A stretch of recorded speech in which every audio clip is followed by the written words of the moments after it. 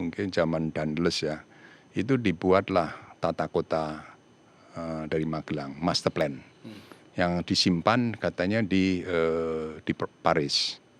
Itu ada jalan letnan, jenderal mayor, jalan kapten. Jadi kota Magelang itu didesain sebagai kota militer.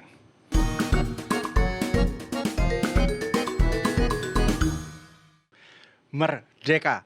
Jumpa lagi di podcast Nusantara, saya Arto Biantoro, dan hari ini kita akan membahas banyak hal baik tentang Indonesia. Dan satu hal yang hari ini ingin saya ajak kita untuk memahami adalah bahwa jauh sebelum Indonesia merdeka, di Nusantara sudah berdiri kawasan-kawasan kota-kota yang membangun peradabannya.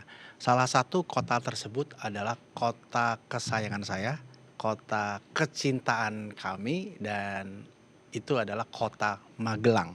Dan hadir di tempat ini sosok yang sangat mumpuni untuk menjawab tentang Magelang dan sekitarnya adalah salah satu pendiri dari Tidar Heritage Foundation, Pak Darmono. Selamat datang Pak di podcast Nusantara. Terima kasih Mas Arto. Sesama Magelang berarti ya Pak. Ya, ini Magelang Connection. Tapi saya besar di Jakarta, Magelangnya iya. karena Bapak ya. Iya, Saya ingat Bapak pernah nyanyi lagu itu Pak.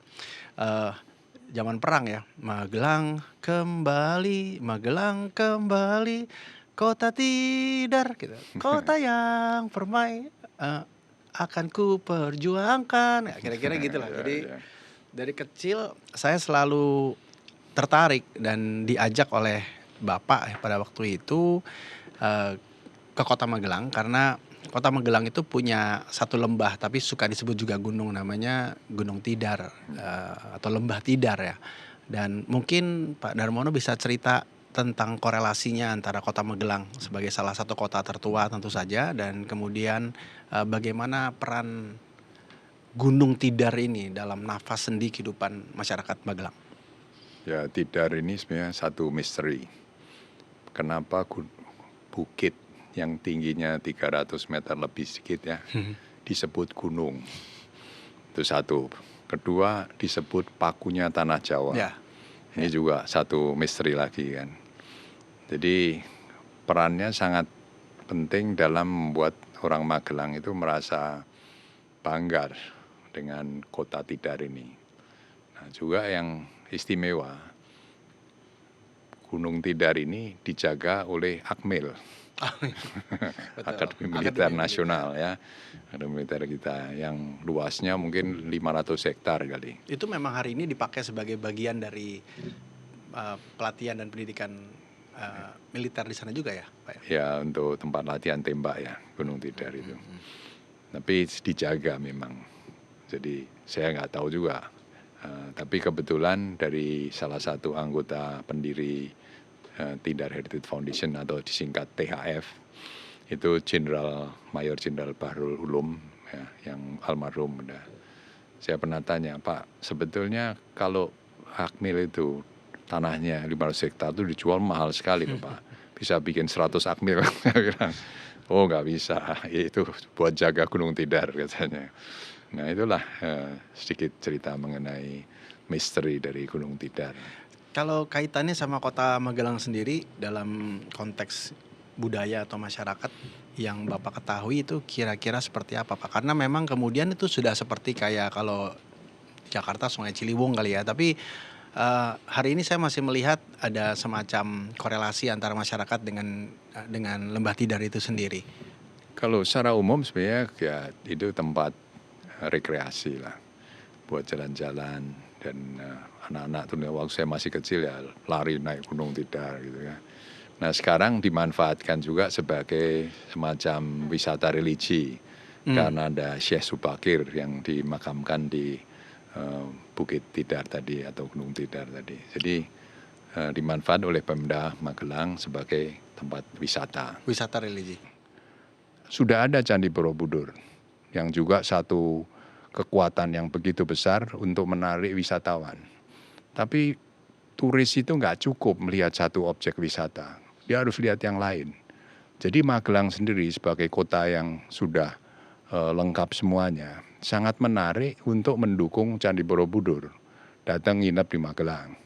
makan di Magelang, belanja di Magelang.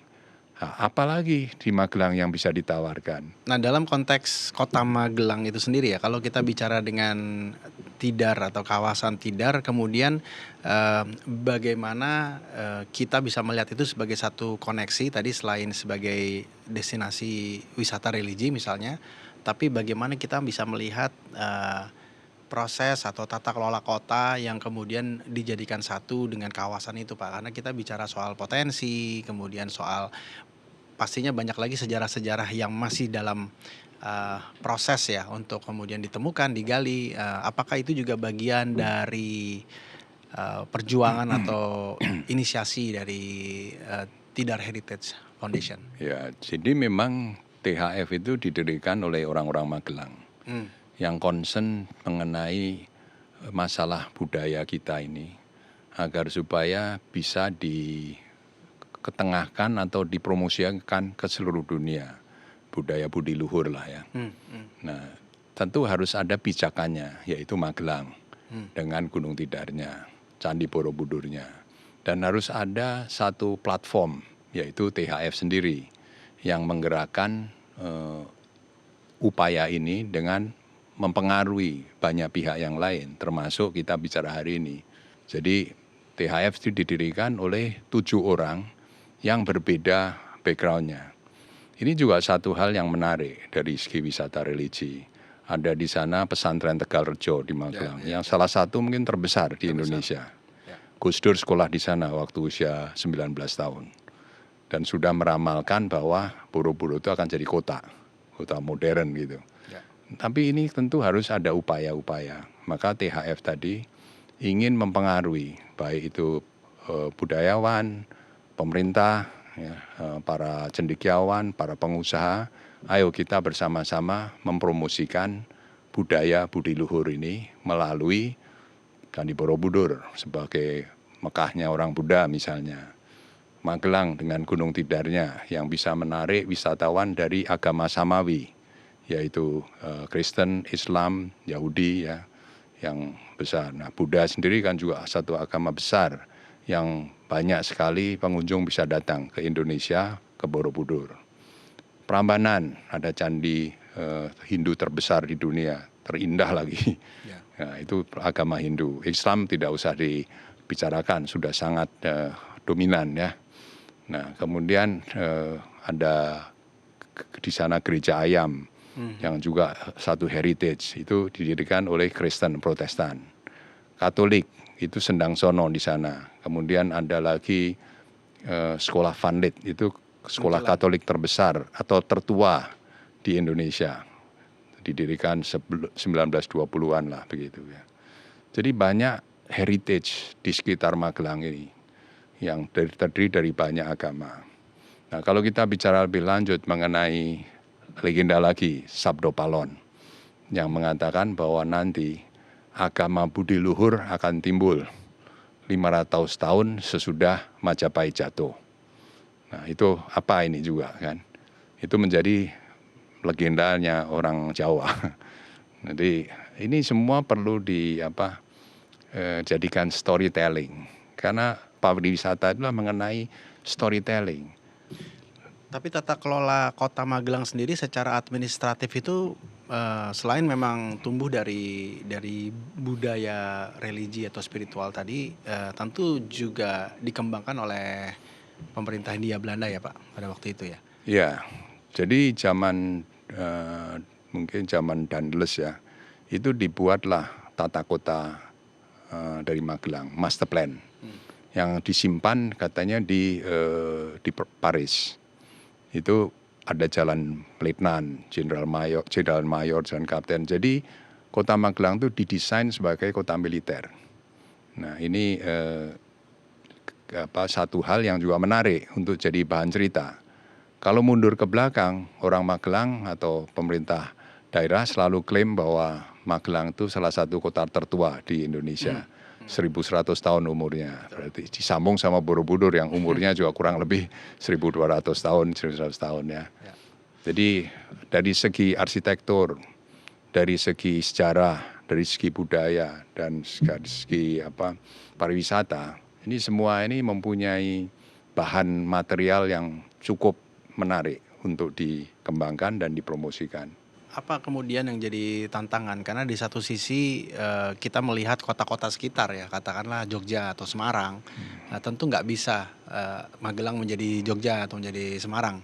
Tapi hal yang sama mungkin juga kita bisa melihat Semarang atau Jogja juga belum tentu bisa menjadi Magelang. Nah, potensi-potensi seperti ini tentu jadi tantangan, khususnya kalau kita bicara tadi salah satu kota tertua ya. Bagaimana kemudian menghubungkan itu, Pak? Tidar Heritage tentu saja sudah memulainya secara privat ya, sebagai swasta ya, kira-kira gitu. Nah, tapi kemudian mengkoneknya dengan pemerintah kota, dengan akademisi. Sekarang kita ada Universitas Tidar juga ya di sana. Apa yang kemudian jadi tantangan? Ya, jadi kalau kita lihat secara lokasi, Magelang itu di tengah tadi Jogja dan Semarang, dan dikelilingi oleh kota-kota seperti Purworejo, Temanggung, Wonosobo, Muntilan, dan ini menjadi kota dagang.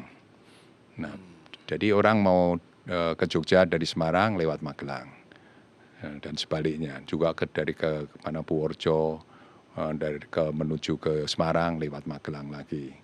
Jadi Magelang itu selalu menjadi pusat perdagangan, menerima hasil-hasil bumi dari Karusinen Kedu. Kemudian diproses di Magelang, pabrik-pabrik dulu banyak, misalnya pabrik cerutu itu ada 3 zaman Belanda dulu. Itu terbesar mungkin di Indonesia itu ada di Magelang. Karena tembakau itu di Gunung Sumbing itu adalah tembakau terbagus di dunia. Nah, inilah kekuatan juga dari hasil bumi di sana. Lantas kemudian sekarang ada jalan tol yang akan dibuat, yang bisa membuat Magelang ini tertinggal karena tidak dilewati jalan lurus. Sehingga Magelang juga harus dibangkitkan dari segi daya tariknya. Nah, kota dagang ini harus dikembalikan menjadi kota dagang yang modern. Nah, kota dagang di Magelang dimulai dengan pecinan. Oleh Belanda dibangunlah pecinan tadi. Ya. Yang misalnya toko emas itu berfungsi sebagai bank zaman dulu. Petani jual hasil bumi ke pecinan, kemudian terima uang banyak, dibawa pulang rumah bisa hilang, atau buat rebutan. Jadi bawa ke toko emas, beli emas. Emasnya pun kadang-kadang dititipkan, seperti safe deposit di bank aja gitu. Jadi fungsi toko emas ini sangat penting, sehingga perdagangan emas di Magelang itu cukup besar. Mungkin salah satu terbesar di Indonesia juga. Pak Darmono, tentu saja meskipun namanya Tidar Heritage Foundation, lingkup visinya tidak hanya di Tidar atau di Magelang ya, tapi juga meluas ke kawasan, ke kabupaten misalnya. Apakah itu juga jadi satu fokus atau pertimbangan juga yang dilakukan oleh? Ya, tentu harus mengajak daerah-daerah sekitar Magelang. Tapi dampaknya kan ke seluruh Indonesia. Ya. Bahkan kalau kita bicara mengenai menciptakan suasana yang harmonis melewati pembinaan budaya budi luhur, dampaknya bisa seluruh dunia kan. Ya. Tapi itu tadi platformnya itu harus ada mulai dari Magelang dulu dengan Tidar, dan juga sumber daya manusia dipersiapkan. Maka Universitas Tidar Magelang menjadi negeri itu adalah hasil karya THF itu. Yang melobi presiden, melobi Dirjen Dikti yang kebetulan orang Magelang juga, Pak Joko Santoso dulu, Profesor Joko, Rektor ITB dulunya. Ya.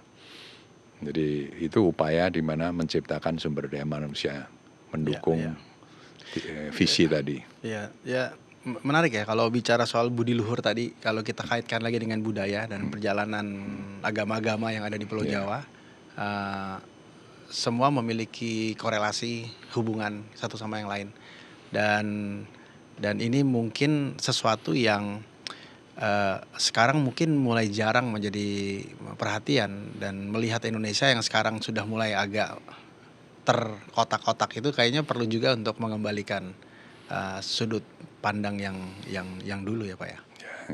Ya, jadi sebetulnya kan THF itu visinya juga ingin menengahi konflik-konflik yang ada. Apakah itu konflik agama, politik, juga ekonomi. melalui budi luhur tadi. Jadi kita ingin sebetulnya membawa teman-teman ini lebih menuju ke substansi daripada agama, yaitu sebetulnya adalah spiritual journey, perjalanan spiritual untuk mencari Tuhan. Itu pasti tidak ada perbedaan. Karena kita semua beragama untuk bisa kembali menjadi orang yang baik, berbudi luhur, bertakwa kepada Tuhan Yang Maha Esa atau alam semesta, menjaga kelestarian bumi, dan bagaimana kita bisa bermanfaat buat sesamanya. Nah, itu melalui latihan spiritual. Nah, umumnya orang itu mau latihan spiritual kalau sudah kepepet, kalau sakit nggak sembuh, kehilangan yang disayangi, ya, usaha gagal, dan sebagainya. Nah, itu baru kemudian ingat sama Yang Maha Kuasa, ingat untuk mawas diri, menenangkan diri, menyendiri, mencari siapa sih sebetulnya Tuhan Yang Maha Esa itu. Kenapa saya diciptakan di dunia ini? Kenapa ada dunia ini? Itu kan semua pertanyaan-pertanyaan yang sebetulnya sangat fundamental. Nah, itu THF visinya adalah ayo kita mencarilah apa sih sebenarnya rahasia alam ini. Kita punya begitu banyak kota-kota yang sebenarnya juga perlu dukungan dari swasta, dari komunitas ya. Dan THF memulainya dari panggilan satu orang mengajak lebih banyak orang, akhirnya menjadi sebuah fondasi. Ada semacam roadmap atau model atau contoh yang juga mungkin bisa diaplikasikan di kota-kota lain, Pak, meniru atau melihat bagaimana inisiatif THF pertama kali didirikan gitu. Apakah langsung yuk jadi gitu, atau kemudian juga lewat proses yang panjang? Ya, saya kira itu nggak direncana ya. Itu semacam calling. Mendadak kita ini disadarkan, terus bertuju bisa berjumpa yang sama-sama orang Magelang tapi tidak saling kenal dulunya. Ini 2006? Betul. Berarti sebelum 2006 dong, Pak? Ya, 2000, ya kira-kira 2006 lah. 2006 kita berdiri, tapi mulainya itu sudah berteman dulu. Ya. Tapi bertemannya di Jakarta. Ya. Juga belum terlalu lama. Saling dengar, oh Pak Komarudin Hidayat dengar saya orang Magelang. Terus bangun lapangan golf Borobudur di Magelang. Nah, terus kenalan. Pak Sarwadiono juga teman, sebetulnya sama-sama dari SMA di Magelang, tapi tidak kenal. Beliau dulu GM Pelindo atau mungkin direktur ya, almarhum juga. Jadi kenalan. Pak Budi Supanji sama-sama dari Magelang juga. Terus berhubungan Jakarta jadi teman baik. Jadi itu sambung menyambung. Magelang Connection. Magelang Connection, terus kita bikin yayasan nih, Yayasan Tidar Heritage gitu. Nah, tapi supaya keren diinggriskan, Tidar Heritage Foundation. Karena mau go internasional gitu. Apa ego internasional yang belum kesampaian, Pak? Ya sebetulnya sudah tercapai juga karena sudah berhasil membawa banyak orang-orang ke Borobudur. Misalnya saya berhasil ngundang dulu, atau THF, ngundang Richard Gere datang ke Borobudur. Ngundang Prince Charles yang sekarang King Charles. Lantas juga ada Paus Vatikan pernah ketika THF kirim surat untuk berkunjung ke Borobudur, dijawab dan dikirimlah orang nomor 2-nya, menlunya, kardinal siapa saya lupanya, orang Prancis. Jadi banyak contoh-contoh di mana kita sudah mendunia. Terus pernah mengundang Lee Ka-shing dari Hong Kong untuk merayakan Cap Gome di Muntilan.